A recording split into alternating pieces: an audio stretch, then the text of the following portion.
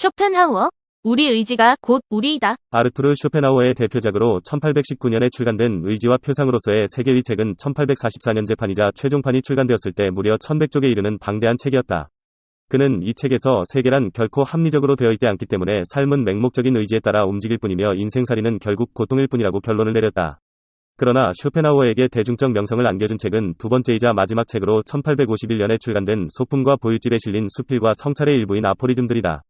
쇼펜하우어는 부자인 아버지 덕분에 이처럼 여유로운 삶을 즐길 수 있었다. 그런데 아버지는 함부르크에서 운영하던 한 상점의 창밖으로 몸을 던져 자살했다. 하여튼 쇼펜하우어는 21세의 적자는 재산을 상속받았고 그 덕분에 밥벌이를 걱정하지 않고 철학 연구에 몰두할 수 있었다. 그는 삶이란 재미없는 사업이다. 그래서 나는 삶에 대해 성찰하며 삶을 보내기로 결심했다고 고백할 정도로 경제적 여유가 있었다. 이런 성찰의 결과는 쇼펜하우어가 발간한 책의 제목에 그대로 집약되었다.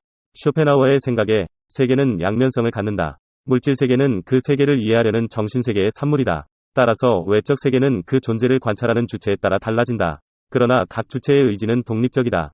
따라서 의지는 모든 생명체의 자연스러운 변화를 끌어가는 원동력이다. 또한 의지는 인간의 가장 기본적인 본능, 즉 살아남기 위한 몸부림이다. 이기적이고 자기중심적이며 고집스러운 의지는 삶을 재미없게 만드는 원인이기도 하다. 수십억의 의지가 충돌하는 세계에서 갈등과 고통은 필연적인 결과이다. 따라서 행복은 그 자체로 실증적인 존재가 아니라 고통이 없는 상태일 뿐이다. 이런 점에서 행복의 추구는 의지를 꺾는 데 있다. 달리 말하면 치열한 경쟁에서 벗어나는 데 있다.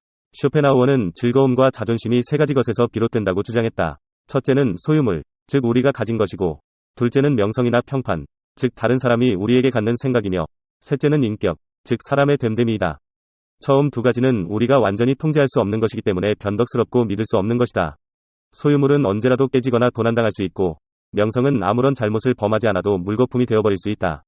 따라서 이 둘에서 행복을 찾는 것은 위험한 것이다.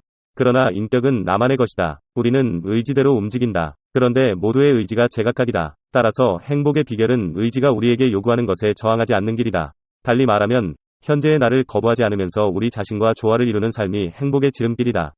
조화가 합리적이고 유쾌한 성격을 만들어낸다. 의지가 우리를 만들고 우리에게 정신적이고 육체적인 특징을 안겨주기 때문이다. 요컨대 우리 의지가 곧 우리이다. 따라서 현재의 나를 거부하고 다른 나가 되려 하는 것만큼 모순된 삶은 없다. 현재의 나가 아닌 존재를 바라지 말라. 얼핏 생각하면 괜찮은 것처럼 들린다. 하지만 쇼펜하우어에게 이런 삶은 고통스러운 존재론적 위기였다. 그 이유가 무엇일까? 무엇보다 우리가 장점과 단점을 철저하게 까발리고 그런 후에 우리를 잘못된 방향으로 끌어가려는 듯한 의지의 표출을 가차없이 억눌러야 하기 때문이다. 그의 철학에 따르면 우리 삶은 미스터리 투성이고 우리 꿈은 좌절되기 일수이며 우리가 노력해서 거두는 성과도 하찮은 것에 불과하다. 따라서 의지대로 사는 데 익숙해지는 편이 훨씬 낫다. 체념의 기술을 터득하는 길이 삶의 여정에서 가장 중요하다. 희망이 좌절되면 체념할 줄 알아야 한다. 체념은 빠를수록 훗날을 위해서도 더 낫다. 유용하게 보셨다면 이 주제에 대한 여러분의 의견을 댓글로 달아주세요.